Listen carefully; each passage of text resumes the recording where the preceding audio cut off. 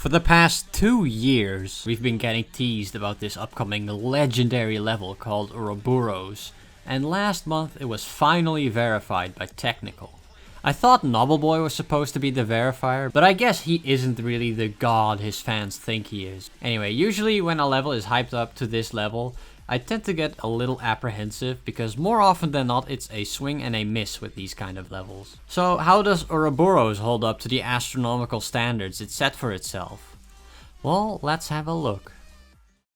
Alright, so this might be kind of a controversial opinion, but fuck Extreme Demons, dude. Seriously. With me being kind of a casual player whose hardest demon is something like Apocalypse Afterparty and my 60Hz monitor, it's just not fun for me to play a level that's way above my ability. It's not exactly fun to keep banging your head against the wall and making absolutely no progress. Well, whatever. Let's just get to the part that actually matters, the decoration. Ouroboros is probably one of the best looking mega collabs to come out in recent years. Now, that's not saying much because the competition is really kind of abysmal for the most part, but that doesn't take away from the fact that Ouroboros is just a good level on its own. For one, Ouroboros uses a unique color palette that I haven't really seen used before.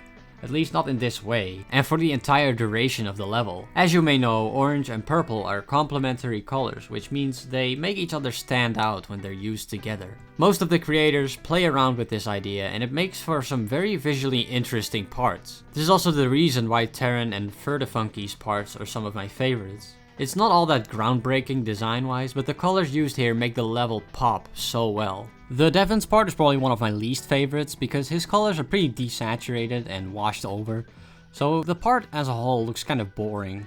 I also have to give credit to this level for being consistent in its theming for the most part. While it's pretty obvious that the different creators in this level all use their own style, they still form a unified whole. I said this in my last video too, but this is something that often goes wrong with mega collabs.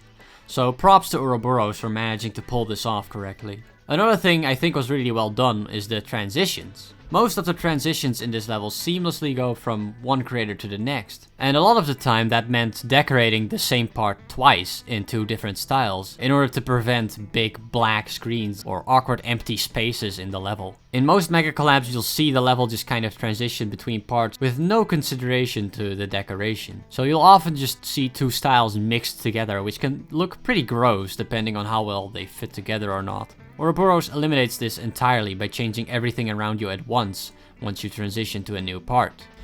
However, for all the praises I sing for this level, it still has its issues. Okay, so remember how I said for the most part when I said the level's theming is consistent?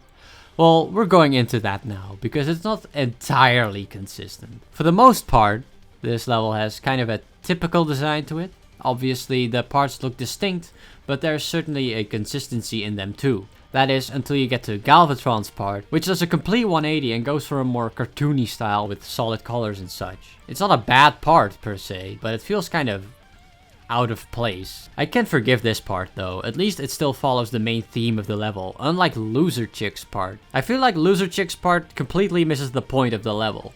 The color scheme that had otherwise been completely consistent has been thrown completely out of whack. Not only that, but the design itself too. I don't dislike the part on its own, but it's the fact that it's so unfitting that bothers me the most. It's like that Super Mario Bros. Part in Demonic Cat. However, this pales in comparison to the real crime Loser Chick committed in her part. This next thing makes me dislike it more than anything. Allow me to show you. Allow me to fix this embarrassing mistake for you. There you go, that's much better. Anyway.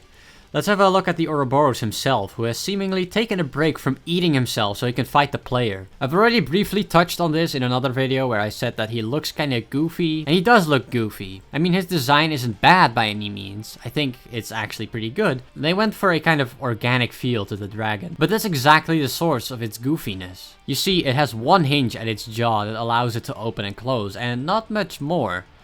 The design might look organic, but its movements are not organic at all. They look kind of clunky, and this contrast between design and movement makes it look weird. It's kind of like an animatronic animal.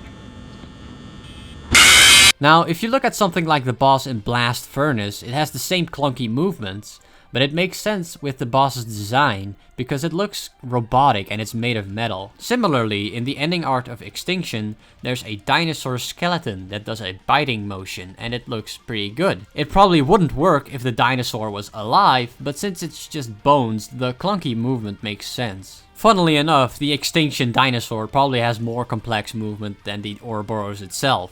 Besides, boss fights are kind of stupid anyway. One last thing about the Ouroboros. At the end of the level, you can see the Ouroboros completely eating itself, signifying the end of the level. Now, I'm not sure if you're aware of this, but the Ouroboros symbolizes an infinite cycle in nature. You know, be it the cyclical nature of time, like the 4 seasons for example, or how natural resources always replenish themselves.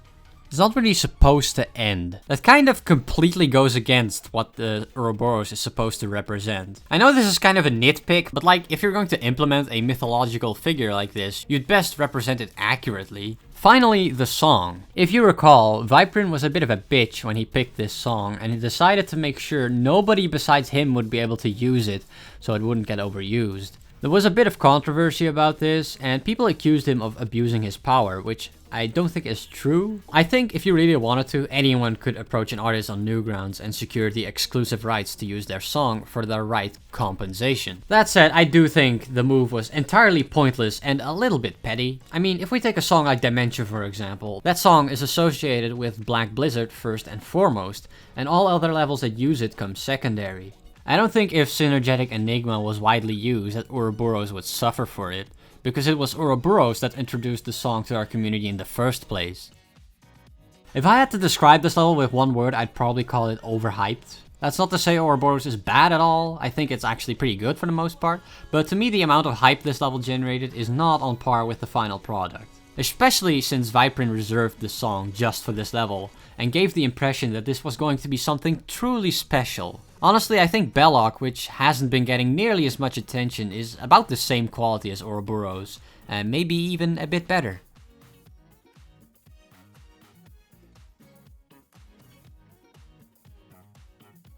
By the way, did you guys know that it's been 3 years since 2.1 was released? Crazy, huh? That's ridiculous.